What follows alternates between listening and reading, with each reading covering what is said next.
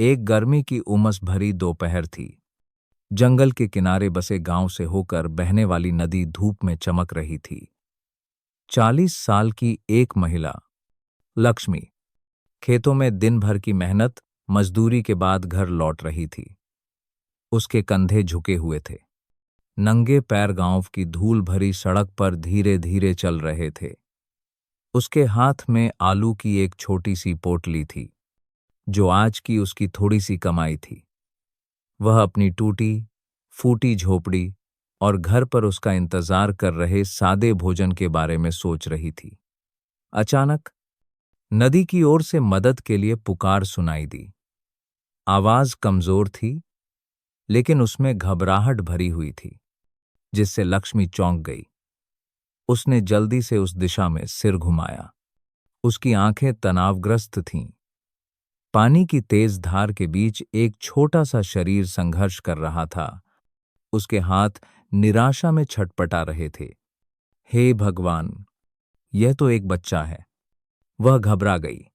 बिना सोचे समझे उसने आलू की पोटली जमीन पर फेंकी और नदी के किनारे की ओर भागी।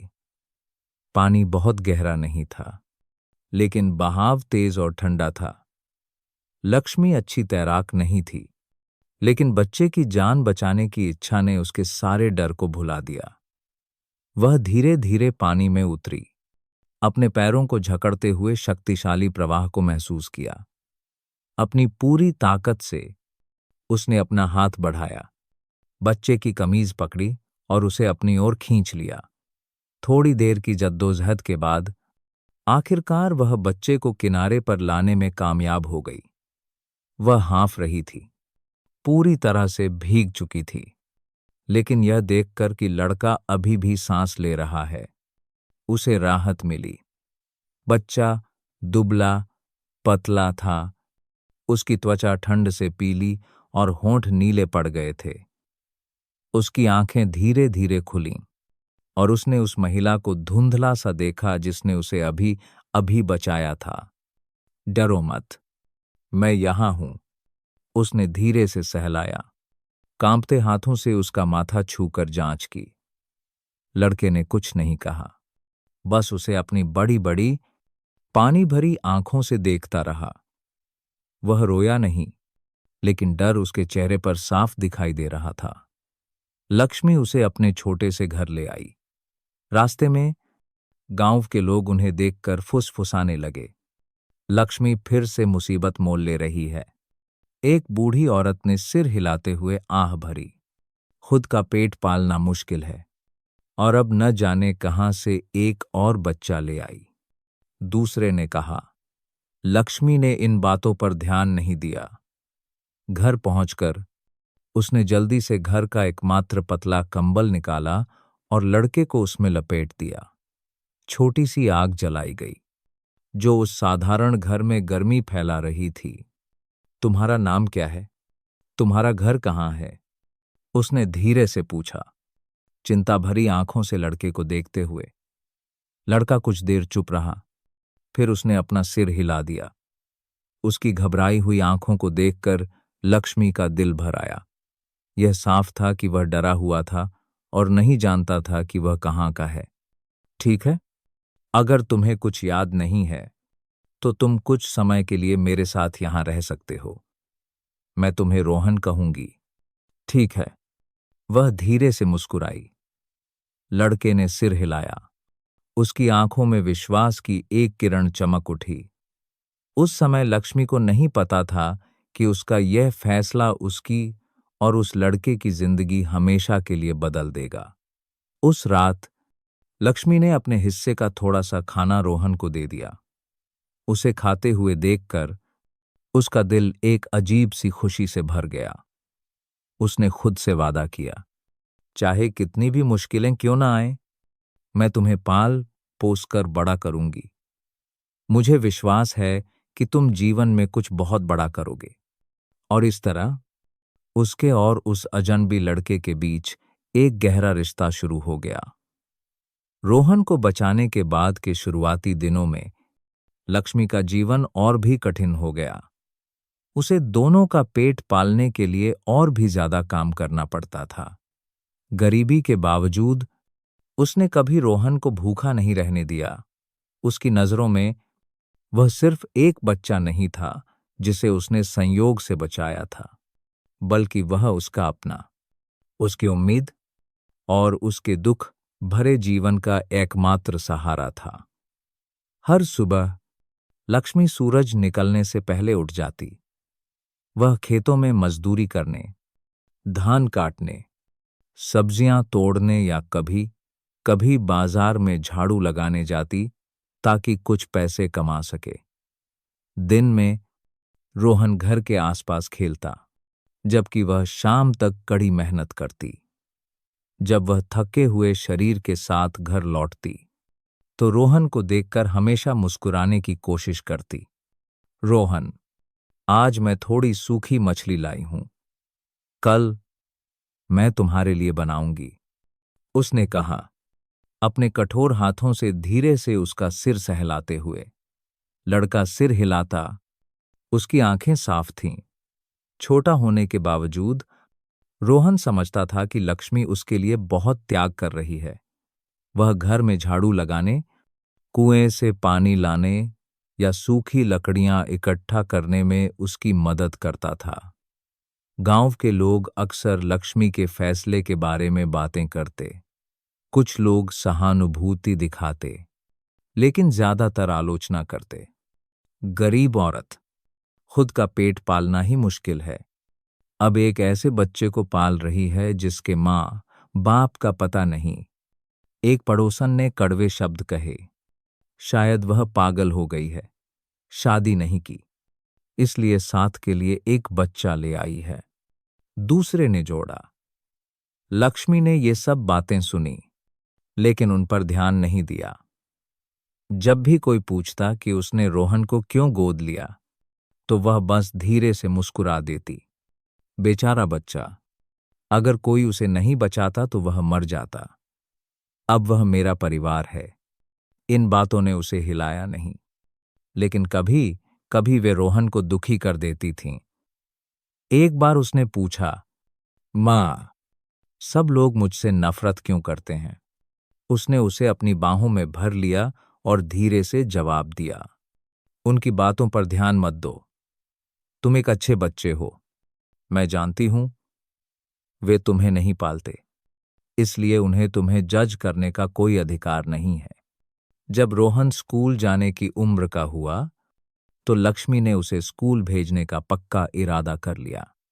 भले ही वह जानती थी कि यह महंगा होगा।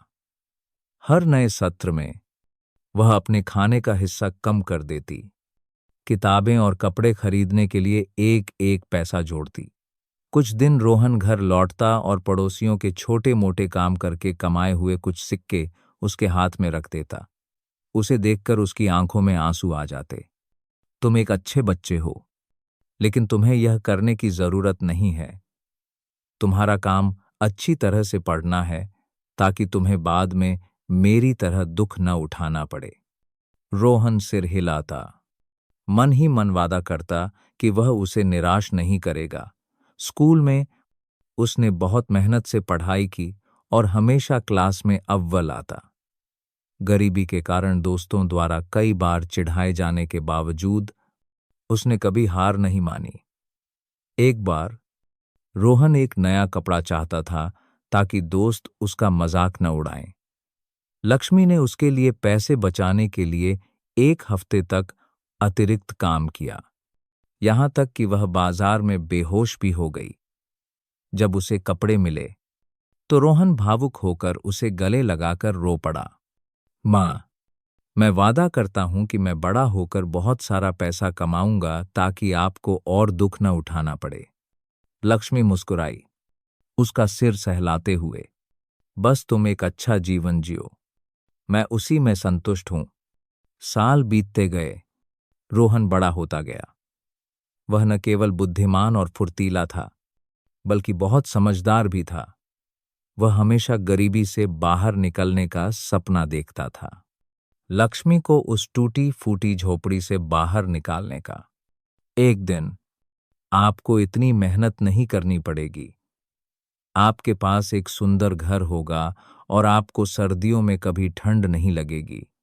उसने एक शाम उससे कहा, अगर ऐसा हो तो अच्छा है। वह हंसी, लेकिन मन ही मन उसे ज्यादा उम्मीद नहीं थी। उसके लिए रोहन को बड़ा होते देखना ही खुशी की बात थी। मुश्किल भरे साल बीत गए। लक्ष्मी के कंधों पर झुर्रियां और रोहन की आंखों में एक दृढ़ संकल्प छोड़ गए। दो लोग, एक बड़ा और एक छोटा, ने एक उज्ज्वल कल की उम्मीद को पोषित करने के लिए जीवन की कठिनाइयों का एक साथ सामना किया। जब रोहन 18 साल का हुआ तो उसे शहर के एक प्रतिष्ठित विश्वविद्यालय में पूरी छात्रवृत्ति मिली। इस खुशखबरी से पूरे गांव में हलचल मच गई। लेकिन सबसे ज्यादा खुश लक्ष्मी थी। उसने उसे गर्व से भरी आंखों से देखा। रोहन, आखिरकार तुमने अपना सपना पूरा कर लिया। मुझे और कुछ नहीं चाहिए, उसने भर्राई आवाज में कहा। हालांकि खुशी के साथ चिंता भी थी। चकाचौंध रोशनी वाला शहर गरीब गांव से सैकड़ों किलोमीटर दूर था। वह जगह अवसर और चुनौती दोनों थी। वह जानती थी कि जब रोहन जाएगा तो वह एक नई, कठिन और अलग थलग यात्रा शुरू करेगा। जिस सुबह रोहन को जाना था, पूरा गांव उसे विदा करने आया। लक्ष्मी ने उसके लिए कुछ साधारण देहाती चीजें पैक कीं, कुछ शकरकंद, कुछ अंडे और थोड़ी सी बचत। यह कम था, लेकिन वह उसके लिए बस इतना ही तैयार कर सकती थी। बस में चढ़ने से पहले रोहन ने उसे कसकर गले लगा लिया। मां, अपना ख्याल रखना। मैं तुम्हें यहां से बाहर निकालने के लिए जरूर वापस आऊंगा, उसने कांपती आवाज में कहा। उसने मुस्कुराने की कोशिश की, हालांकि उसका दिल डूब रहा था। तुम जाओ, मेरी चिंता मत करो। बस तुम अच्छी तरह से पढ़ाई करो, मैं उसी में खुश हूं। बस धीरे धीरे चलने लगी। गांव की सड़क पर धूल का गुबार छोड़ गई। वह गेट पर चुपचाप खड़ी रही। जब तक उसकी सिलुएट ओझल नहीं हो गई, तब तक उसे देखती रही। शहर पहुंचकर रोहन एक नई दुनिया में खो गया। बिजली की चमकदार रोशनी, व्यस्त यातायात, सब कुछ शांत गांव के दृश्य से बहुत अलग था। लेकिन उस चमक ने वहां के जीवन की कठोरता को नहीं छिपाया। रोहन ने अपने रहने का खर्च चलाने के लिए पढ़ाई के साथ साथ काम भी किया। उसने हर तरह के काम किए, पर्चे बांटना, रेस्तरां में काम करना, यहां तक कि छात्रावास में सफाई करना। जल्दी जल्दी खाया गया भोजन, पढ़ाई की मेज पर बिताई गई स्लीपलेस रातें उसे कमजोर कर गईं। लेकिन उसकी इच्छा शक्ति कभी नहीं डिगी। मां ने मेरे लिए अपनी पूरी जिंदगी कुर्बान कर दी। चाहे कितनी भी मुश्किलें क्यों ना आए, मुझे सफल होना ही होगा। वह जब भी थका हुआ महसूस करता, खुद से कहता। गांव में लक्ष्मी उसे नियमित रूप से पत्र भेजती थी। पत्रों में वह हमेशा उसे अपने स्वास्थ्य का ध्यान रखने की सलाह देती और गांव की छोटी छोटी बातें बताती, जैसे कि मुर्गी ने नया अंडा दिया है या इस साल धान की फसल अच्छी हुई है, बिना कहे भी। वह जानती थी कि रोहन बहुत मेहनत कर रहा है। हर महीने रोहन अपनी थोड़ी सी कमाई से उसे कुछ पैसे भेजता, लेकिन वह उन्हें खर्च करने की हिम्मत नहीं करती और एक छोटे से डिब्बे में रख देती। यह पैसा बाद में तुम्हारे काम आएगा, मैं इसे तुम्हारे लिए रख रही हूं। वह उन पैसों को देखते हुए बड़बड़ाती, जो उसके पसीने और आंसुओं से कमाए गए थे। उसकी आंखों में प्यार भरा था। विश्वविद्यालय के साल बहुत कठिनाइयों के साथ बीते, लेकिन रोहन हमेशा अपनी कक्षा में अव्वल रहा।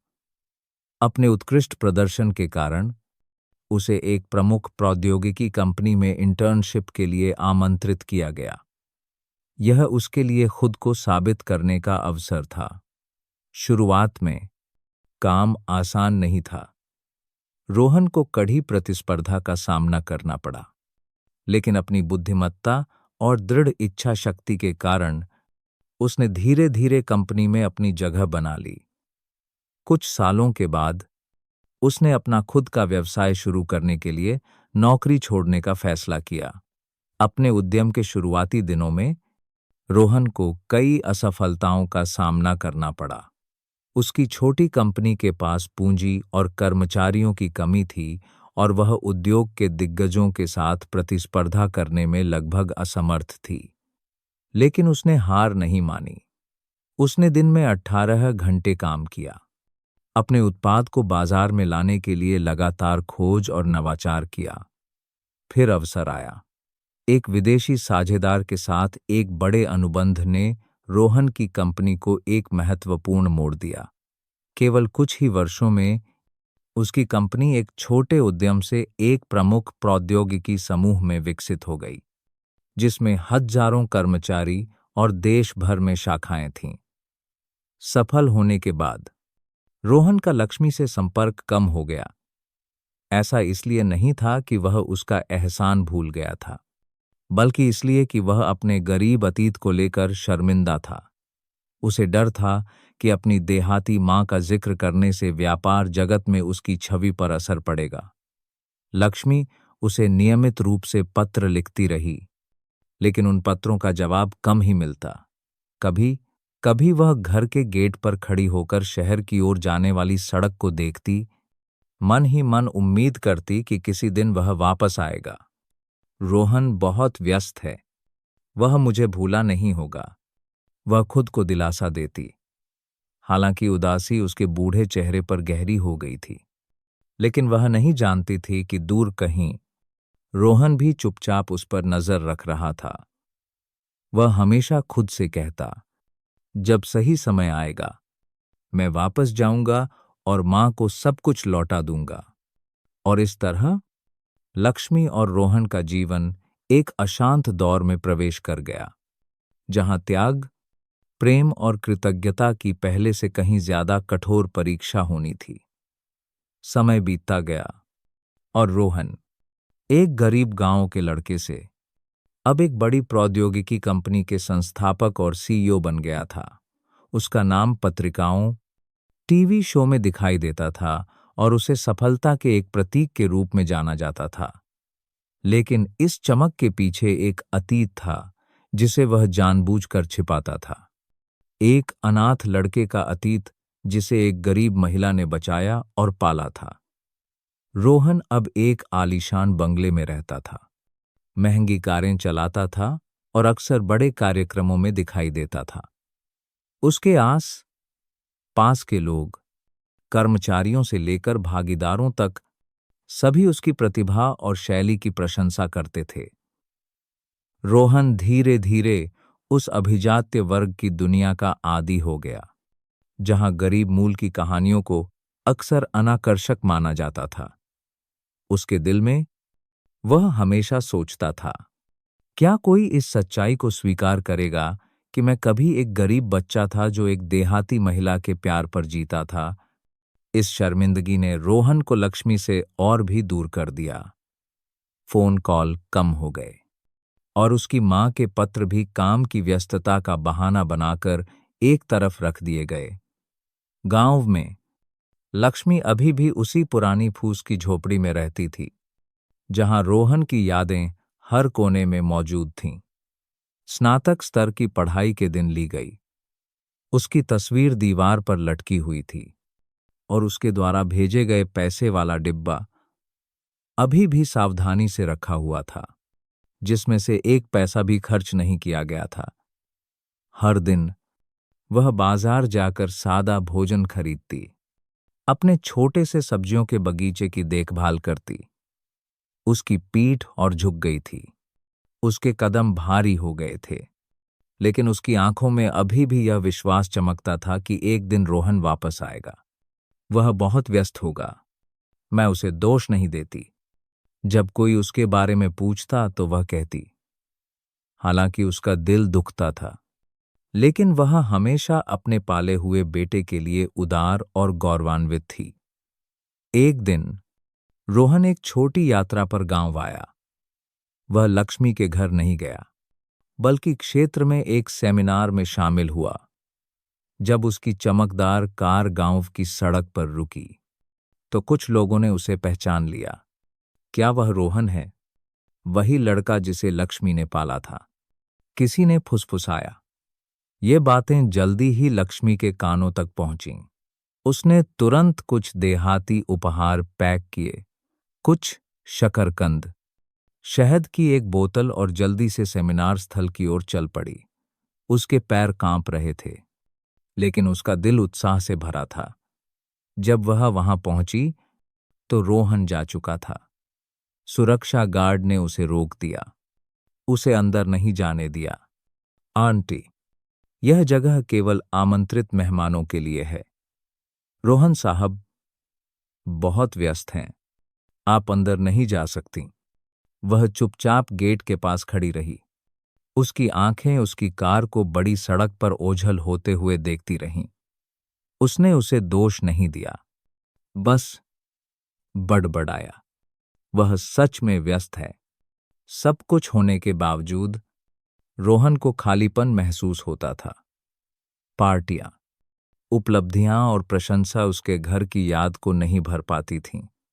कभी कभी लक्ष्मी की छवि उसके मन में आती, जिससे उसका दिल बेचैन हो जाता। एक देर रात, एक पार्टी खत्म करने के बाद रोहन अपने कार्यालय में अकेला बैठा था। उसने लक्ष्मी का आखिरी पत्र उठाया, एक ऐसा पत्र जिसे उसने महीनों से भुला दिया था। पत्र में उसने लिखा था कि उसका स्वास्थ्य कमजोर हो गया है, लेकिन वह ठीक है और उम्मीद करती है कि एक दिन वह वापस आएगा। उन टेढ़े मेढ़े अक्षरों ने उसके दिल को झकझोर दिया, लेकिन तुरंत वापस जाने के बजाय उसने खुद से कहा, मैं तब वापस जाऊंगा जब मैं और भी सफल हो जाऊंगा, ताकि मां मुझ पर गर्व कर सके। एक दिन, अपनी यादों को और सहन न कर पाने के कारण लक्ष्मी ने शहर जाकर रोहन से मिलने का फैसला किया। वह अपने साथ एक पुराना कपड़े का थैला ले गई, जिसमें शहद की एक बोतल और कुछ देहाती चीजें थीं। यह सब कुछ था जो वह अपने बेटे के प्रति अपना स्नेह व्यक्त करने के लिए कर सकती थी। हालांकि जब वह रोहन के आलीशान कार्यालय पहुंची तो उसे सुरक्षा गार्डों ने रोक दिया। आपके पास अपॉइंटमेंट नहीं है, आप अंदर नहीं जा सकती। उसने समझाया कि वह रोहन की मां है, लेकिन उन्होंने विश्वास नहीं किया। रोहन साहब बहुत व्यस्त हैं, कृपया उन्हें परेशान न करें, एक गार्ड ने ठंडी आवाज में कहा। वह पूरे दिन बाहर इंतजार करती रही, लेकिन उससे मिल नहीं पाई। जब अंधेरा हो गया तो वह भारी मन से चुपचाप लौट गई। उसने उसे दोष नहीं दिया, बस खुद से कहा, वह सच में व्यस्त होगा। लक्ष्मी की यादें रोहन के मन में वापस आने लगीं। अपने जीवन को काम और प्रसिद्धि से भरने की कोशिश के बावजूद वह अपनी बूढ़ी मां, उसके कठोर हाथों और उसकी कोमल आंखों की छवि को नहीं मिटा सका। लेकिन शर्म और डर ने उसे अतीत का सामना करने से हिचकिचाया। दो लोगों का जीवन, एक मां जो चुपचाप इंतजार कर रही थी और एक बेटा जो सफलता में डूबा हुआ था लेकिन अकेला था, समानांतर चलता रहा। एक बढ़ती हुई दूरी से अलग। केवल समय ही बता सकता था कि क्या वह दूरी कभी भर पाएगी। वह भाग्यशाली दिन आ ही गया, जहां अतीत और वर्तमान का आमना सामना हुआ और लंबे समय से दबे हुए सच सामने आ गए। शहर में रोहन के समूह का एक बड़ा कार्यक्रम हो रहा था। कंपनी की स्थापना की सालगिरह और एक नई परियोजना की घोषणा। रोहन चकाचौंध रोशनी और तालियों की गड़गड़ाहट के बीच केंद्र में खड़ा था, लेकिन अपने दिल की गहराइयों में उसे कुछ कमी महसूस हो रही थी। जब समारोह चल रहा था, हॉल के बाहर लक्ष्मी चुपचाप खड़ी थी, अपने हाथ में पुराना कपड़े का थैला पकड़े हुए। उसे बिल्कुल भी नहीं पता था कि आज उसकी उपस्थिति सब कुछ बदल देगी। एक सुरक्षा गार्ड ने उसे पिछली बार से पहचान लिया। उसने अपनी भौहें सिकोड़ी। फिर से आप? मैंने कहा था, आप बिना निमंत्रण पत्र के अंदर नहीं जा सकती। मुझे खाने या रहने के लिए कुछ नहीं चाहिए। मुझे बस रोहन से मिलना है। उसने कांपती आवाज में विनती की। इस बहस ने कुछ उपस्थित लोगों का ध्यान आकर्षित किया। भीड़ में से एक महिला व्यंग्यात्मक रूप से हंसी। ऐसी देहाती बूढ़ी औरत सीईओ रोहन से कैसे मिल सकती है? यह हास्यास्पद है। फुसफुसाहट ने लक्ष्मी को शर्मिंदा कर दिया। उसके कांपते हाथ कसकर थैले को पकड़े हुए थे, लेकिन वह वहां से नहीं हटी। जब बाहर का शोर हॉल तक पहुंचा, तो रोहन को एहसास हुआ कि कुछ गड़बड़ है। वह यह देखने के लिए बाहर निकला कि क्या हो रहा है, और वहां उसने लक्ष्मी को देखा। उसकी बूढ़ी मां तिरस्कारपूर्ण नजरों के बीच सिकुड़ी हुई खड़ी थी। दोनों स्तब्ध थे। लक्ष्मी ने अपने पाले हुए बेटे को देखा, जो अब एक महंगा सूट पहने और ठंडी आंखों वाला एक सफल व्यक्ति बन गया था। और रोहन, उसका दिल जैसे किसी ने निचोड़ लिया हो जब उसने उसे देहाती कपड़ों, धांसी हुई आंखों और दुबले पतले शरीर में देखा। मां, आप यहां क्या कर रही हैं? उसने लड़खड़ाती आवाज में पूछा। मैं बस तुम्हें देखने आई थी, यह जानने के लिए कि तुम कैसे हो, उसने जवाब दिया। उसकी आंखों में भावनाएं उमड़ रही थीं। रोहन को अपने आस पास के लोगों की जिज्ञासु निगाहें महसूस हुईं। उसके एक हिस्से ने चाहा कि वह उसे वहां से हटा दे ताकि शर्मिंदगी से बच सके, लेकिन दूसरे हिस्से ने उसे अपनी आंखें उससे हटाने नहीं दी। उसी क्षण भीड़ में से किसी ने कहा, यह बूढ़ी औरत आपकी क्या लगती है? सीईओ रोहन। वह इतनी देहाती क्यों दिखती है? व्यंग्य से भरे शब्दों ने सभी की निगाहें उस पर टिका दीं। रोहन ने एक गहरी सांस ली। उसकी आंखें लाल हो गईं। वह जानता था कि यह वह क्षण है जब वह अब और नहीं भाग सकता। वह मेरी मां है, उसने एक मजबूत लेकिन भर्राई हुई आवाज में घोषणा की। वह हैं जिन्होंने मेरी जान बचाई जब मैं एक बच्चा था और डूबने वाला था। वह हैं जिन्होंने मुझे प्यार से पाला, भले ही उनके पास खुद कुछ नहीं था। पूरा हॉल चुप हो गया। कानाफूसी और व्यंग्य गायब हो गए। उनकी जगह आश्चर्य ने ले ली। लक्ष्मी चुपचाप खड़ी रही। उसके गालों पर आंसू बह रहे थे। तुम्हें यह कहने की जरूरत नहीं थी। मैंने बस वही किया जो कोई भी करता। रोहन आगे बढ़ा और उसके सामने घुटनों के बल बैठ गया। उसके आंसू बह रहे थे। मां, मुझे माफ कर दो। मैं गलत था। मैंने तुम्हें इन सभी वर्षों में पीड़ित होने दिया, सिर्फ इसलिए कि मैं अपने अतीत का सामना करने से डरता था। लेकिन मैं यह नहीं भूल सकता कि आपने मेरे लिए क्या किया है। लक्ष्मी ने उसे गले लगा लिया। उसके हाथ भावनाओं से कांप रहे थे।